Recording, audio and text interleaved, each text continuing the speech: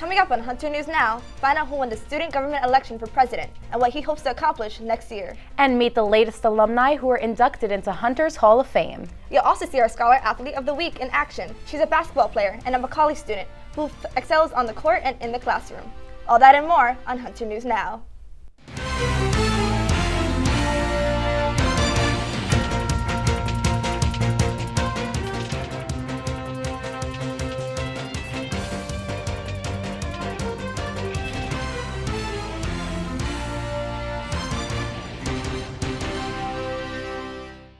Welcome to Hunter News Now. I'm Alexandra Alley. And I'm Crystal Rand. The people have spoken, and Hunter College's Student Government Association has a new president. After a week of elections, students have voted for Intizar Singh to be their president. Harris Ansari has more on the SGA's new leader and what he hopes to accomplish. Hunter United's Intizar Singh will now be Hunter's new president. No stranger to student government, Singh won the election after serving as the student body's finance commissioner. He says he's already got the ball rolling to better serve his peers. So one of the things that we're currently working on is getting a student union built. That will be on the second floor right here in this Thomas Hunter building, right? And it's basically a space where we'll have a game room, a USG office, SRC, free printing, and stuff like that. While President-elect Singh works on reallocating the student activity fee, Asmar Amnur says he voted on the hope of electing someone who would reconsider how students move around campus. What I'd like to see change is the transportation around Hunter. The means of which people get from one class to another, because a lot of times the elevators get congested, the escalators get congested, so there has to be, I guess, a better and more smooth way to transition between your classes. When Nur's sentiment was voiced to newly re-elected Senator Nafiel Bari, he acknowledged how the student government ought to always do more. In a way, we've been productive and we've also been very engaging with the students. But, we always want to focus more. We always want to do more. So, getting re-elected as senator, hopefully we can make use of all of our, fundings, all of our assets, and we can even create more engagements with the students and hopefully have more events that the students like. After all, it's the students that vote for the change they want. Elected candidates' positions will be in effect at the start of the next semester. Harris Ansari, Hunter News Now. It's award season at Hunter College and time to congratulate the outstanding alumni selected for this year's Hunter's Hall of Fame. The Alumni Association accepts nominations from the Hunter community and then decides who will be recognized for their impressive achievements. The college honors these alums at an event and celebrates them and all things Hunter. Victor Tiburcio tells us more about this year's honorees. The Alumni Association at Hunter College. Hundreds of alumni gathered at Hunter College to celebrate the addition of 6 new inductees to the Hunter Hall of Fame. Students like Jose Calderon, a graduate of the class of 1997, and now the president of the nonprofit Hispanic Federation, have distinguished themselves in a variety of fields. Calderon believes that Hunter College provided him the opportunity to succeed. And I think one theme tonight is about service and giving back, and Hunter taught us that, right? We, as an inner city kid and from an immigrant family, I always knew that I wanted to give back to my community, and Hunter provided me the means to do so. Another honoree, Patricia Bath, the first Black American to complete an ophthalmology residency at NYU, and the first woman to join the UCLA ophthalmology faculty, says that Hunter made her a lifelong learner. Hunter College gave me the foundation and infrastructure for my career in science, technology, engineering, and math. I knew I had the background, to move forward as the innovation was moving forward. That foundation and background are what make Hunter special, according to Geraldine Swanson, a graduate of the class of 1971. If you're lucky enough to be a student at this institution, you need to take advantage of every single thing that you can, because these 4 years that you're spending here will have a real meaningful impact on the rest of your life. At the end of the ceremony, the Hall of Fame inductees and Hunter College President Jennifer Rabb unveiled the plaque with the names of the new inductees. Victor Tiburcio, Hunter News Now. It's also that time of year to apply for the Excelsior Scholarship. If you qualify, the scholarship pays your full tuition at any CUNY or SUNY school. This past year, about 500 students at Hunter received the scholarship. To be eligible next year, your family's income has to be under $110,000. The deadline to apply is July 23rd. And with spring semester almost ending, it is almost time to enroll for summer and fall classes. Summer registration already started back in March, but you can still enroll for both the first and second summer sessions. Hunter offers more than 500 classes in June, July, and August. Fall registration is also underway. Advisors say don't wait until the last minute and plan ahead to get the classes you want. Coming up on Hunter News Now, we'll be talking to Shane Bernstein, Associate Director of Career Development Services here at Hunter College. She will be discussing the best ways to utilize the Career Development Services Center to your advantage when searching for jobs and how to stand out among other applicants. Stay with us.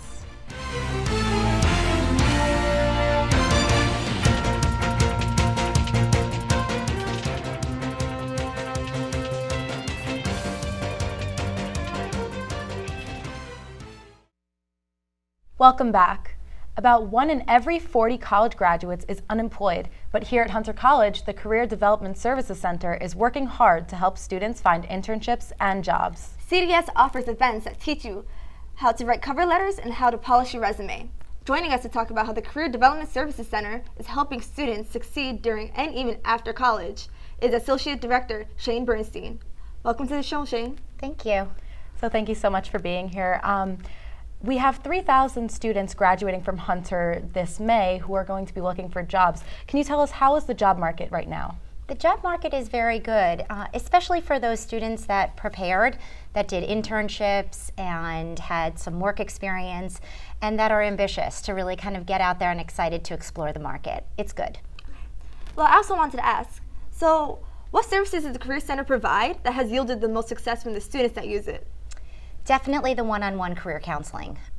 Students really benefit from coming in, speaking with one of us to really map out their path so that they can do those really good internships and make their resume marketable for when they graduate. It's that one-on-one counseling. You mentioned making your resume marketable. What is your best advice into making your resume stand out amongst other applicants? It's really the bullet points when you're describing your work experience. They should be outcomes driven, accomplishments oriented, not just simple statements. So you really want to give the employer, the reader, a good understanding of how you added value in your role. So my other question was, how does the Career Center find internships and jobs for oversaturated careers such as like computer science?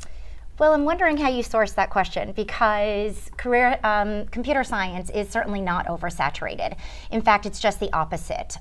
We don't have enough computer science students, and we're always telling students to go into computer science because there are so many opportunities out there in STEM in general. So I don't really think any market is or major is oversaturated. If you're ambitious, if you're ready to go out there and you're doing all of the steps, you will be successful, you will find that employment. But in general, we at the Career Center, we go out and forge relationships with employers. So we're not just waiting for the employers to come to us. We are actively recruiting employers to post their opportunities for students. So what's the best piece of advice you can give someone who did land the interview? What is the next step? Confidence. You really need to communicate what your skills and abilities and enthusiasm are on the job. So walking into that interview, you should be well prepared. You should have researched the organization. You should have researched the actual position. What are those needs? How can you fulfill those needs for the employer? So the more knowledgeable you are about the specific employer, the specific role that you are applying to, and you come in with a can-do attitude, that's really what the employer is seeking. They're seeking those transferable skills that we've talked to students all the time. College really teaches you this ability to learn and grasp things and pick up quickly. And the employers want the same things. So it's, knowing what you can do, knowing what you want, showcasing that confidence and being well prepared. So my last question was, when should students start looking for internships in the fall? And is it too late for the summer? It is a little bit late for summer. You really want to start thinking about your internship a semester in advance. Summer is the most competitive time to do an internship, and often those deadlines could be as early as January for the summer. There are still a few summer internships to be had, so if there are students out there that think it's too late for summer, the opportunities just might be limited, but I would still say go after it. Now is the perfect time, though, to be going for fall. You want to look for those opportunities and start applying. Thank you so much for being with us. Thank you so much for having me. When we return, we'll tell you all about Hunter's very own Poetry Slam. And meet some special Hunter grad students who can dance, choreograph, and teach. All that and more when we return.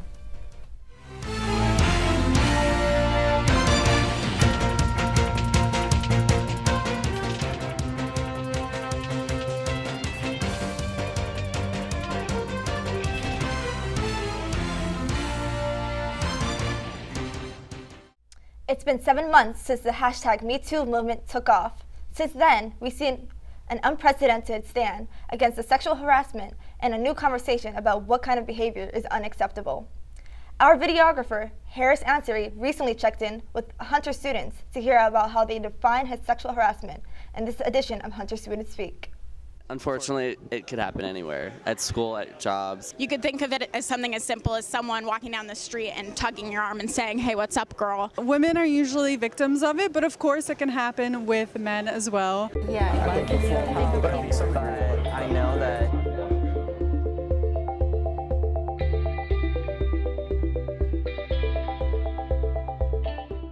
sexual harassment is unwanted speech, behavior, and touch. May that be verbal, physical, or emotional. Many people think it's physical, but I think it's also emotional. I think it's never the victim's fault. any predatory behavior that's very unwanted makes you very uncomfortable. There are specific legal terms, but when you do that, you open up a lot of opportunities for people to say, like, well, I was giving you a compliment. As a woman, I prefer that wherever I go, I be treated with respect. Maybe like the woman was asking for it. That's what a lot of guys will say. And when I say she, I also mean he. Goes both ways. A guy and a girl, either gender, anyone can be sexually harassed. I think it's important to even talk about more of the minor issues as well. I think that it's a good thing that there's more awareness going out. And the future is looking better, but the current state is unacceptable. Hashtag #MeToo isn't just a movement. It's allowing people to come forward and share their stories. The Arnold Graduate Dance Program presented its annual spring performance at the K Playhouse a few weeks ago. This year's visiting choreographer is award-winning Pedro Ruiz, who has danced with the world-renowned Ballet Hispanico for 21 years. Naisha Pete reports on how Ruiz's performances in Central and South America inspired his choreography and the student work in this year's dance show. The sounds of a satisfied audience after dancers from the Arnold Graduate Dance Education Program take a final bow. Visiting choreographer Pedro Ruiz says he decided to do a little experimenting this time, blending different dance techniques together. Well, the inspiration is about duende. In the flamenco is the soul of the flamenco, I would say music, dance, that in some ways so very close to my heritage coming from Cuba and grandparents from Spain. So bring that and explore the flamenco and take it to the contemporary work. I think was wonderful to explore that with the students. Ruiz wasn't the only choreographer. Michelle Isaac, a graduate student in the Arnold Dance Education Program, also choreographed the opening piece, Free Indeed, under the direction of Ruiz. She chose a special piece of music for her dance. They say your greatest works are always the works that are very close to you, and Nina Simone is one of my all-time favorites. Her music is very passionate, it emotes a lot, and I just wanted my choreography to speak, her words. Diane Skerbeck is also pursuing a master's degree in dance education while continuing to teach in public schools and nonprofit community centers. The piece she choreographed is more grounded in pop culture. I got a lot of inspiration from Wonder Woman, the movie, and it really, it's a feminist piece. It's just about exploring the strength of women. These dancers are definitely channeling strong women because they have to master several roles. Well, that is very challenging because, as a professional, you're choreographing, you're performing, and you're teaching. So you kind of have to remember everything, and it's all about training your brain and muscle memory. The on-hold dance education program offers improvisation and choreography classes, aesthetics, dance history, and technique. It also allows students to perform in the Peggy Studio Theater, K Playhouse, and other New York City venues while gaining teaching and practicum experience in New York City. You can see the dances for yourselves on May 12th in the Peggy Studio. The tickets are free. Naisha Pete, Hunter News Now. From the dance floor to the stage, Hunter College held the school's very first ever Poetry Slam, which is a competition where people perform their own personal poetry. Students auditioned for the showcase, though no experience was required. Caitlin Munson has more on the students and the stories shared at the performance. Fingers snapping, hands clapping, and cheers from a full house. These are the reactions from students sitting in the audience of Spit That, Hunter's first ever poetry showcase. Hosted by Hunter College Poetry Slam Club, the students came to watch their peers verbally express themselves as they share stories and feelings on topics from the Me Too movement to Black Lives Matter. Angelica Daalling, a junior and performer, was shocked by the turnout, but was grateful for how it all came together. It was packed, and I was very surprised about that. Honestly, it's our first ever showcase, and for people to come out and really support us really just meant a whole lot for me and my team and my club and everything. So yeah. To prepare for the showcase, the Slam Club offered a series of workshops in April. These dry runs gave first-time performers a chance to practice writing and performing their stories on stage before the big show. Consulting him on which steps to take, I chose not to see the consequences. The event offers free food and raffle tickets. After the show, members of the Slam Club raffle off prizes, including Hunter merchandise, as well as signed books from the guest of honor, former NYC Youth Poet Laureate, Crystal Valentine.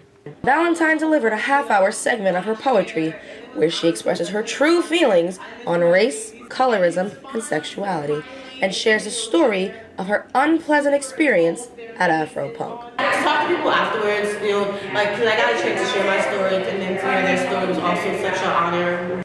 IQ, a freshman at Hunter and first-time performer, says they are grateful for the opportunity to perform on stage. I think poetry is something deeper that we are all connected to that helps us to connect other people to a feeling that we may not always be sure of, but it is certainly there. The Hunter College Slam Club is always looking for new members and welcomes students of all kinds.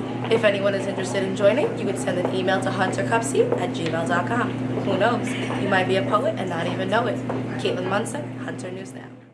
When we return, you'll meet our Scholar Athlete of the Week, basketball point guard Selena Lim. All that and more when we return.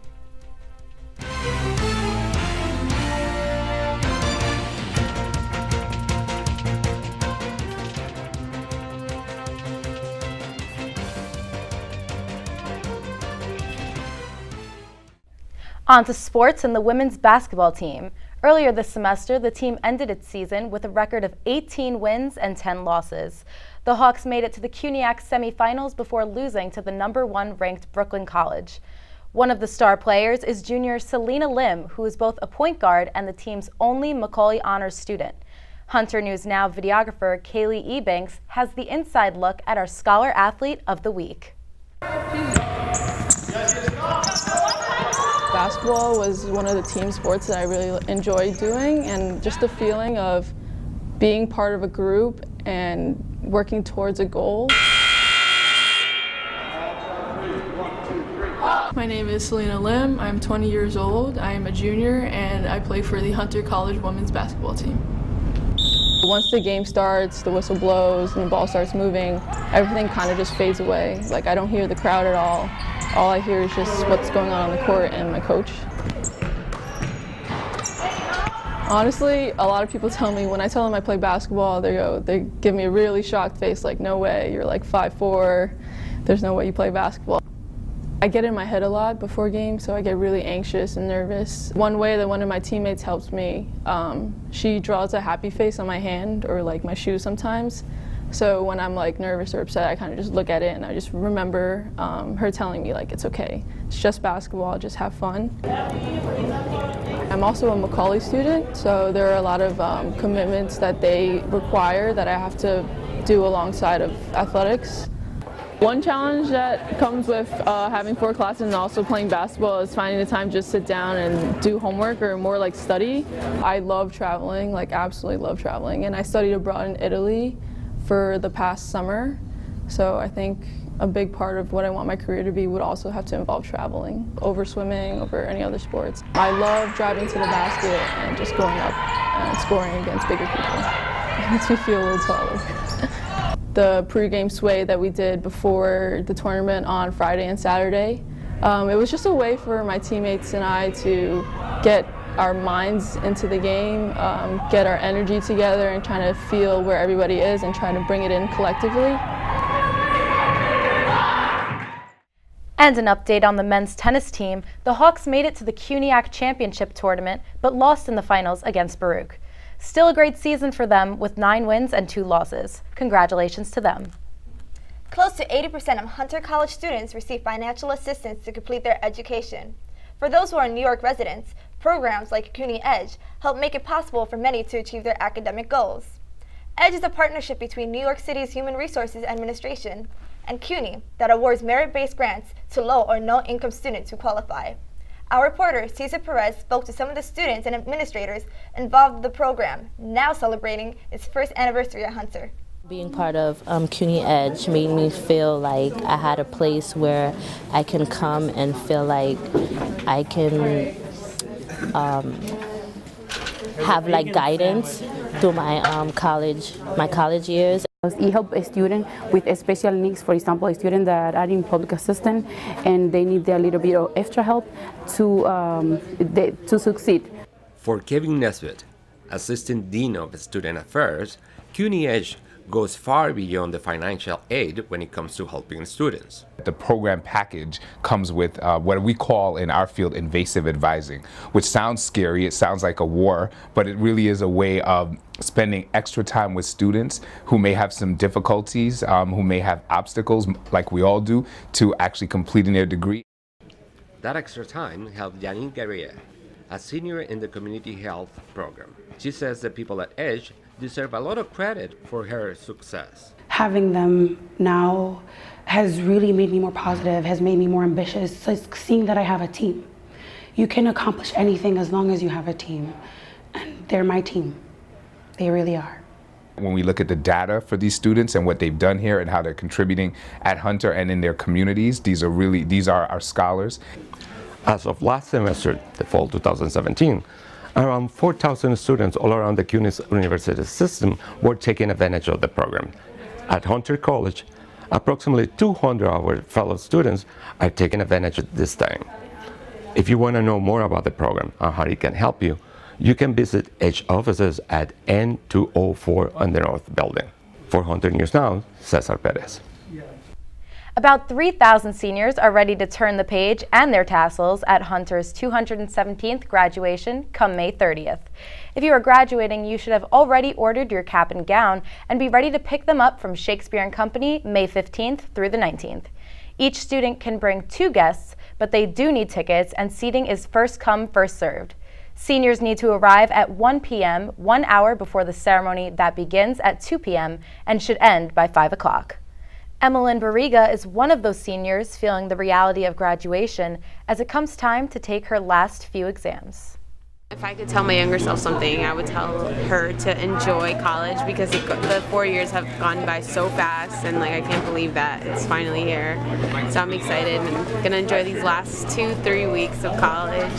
To cap off those 4 years, she'll get to hear this year's commencement speaker, Hunter student turned actor, Vin Diesel, address the class of 2018 and receive an honorary degree. As you can see, we have a few more people from the Hunter News Now team on the set who just want to say congratulations to all of our Hunter Hawks. Congratulations! These are some of the people that helped us put together Hunter News Now every week. Special thanks to our control room guru, Peter Jackson, and his techturns, the Film and Media Studies Department, and Professor Cecil McCarthy. That's all for this edition of Hunter News Now. Have a great break, and we'll see you next spring. Bye!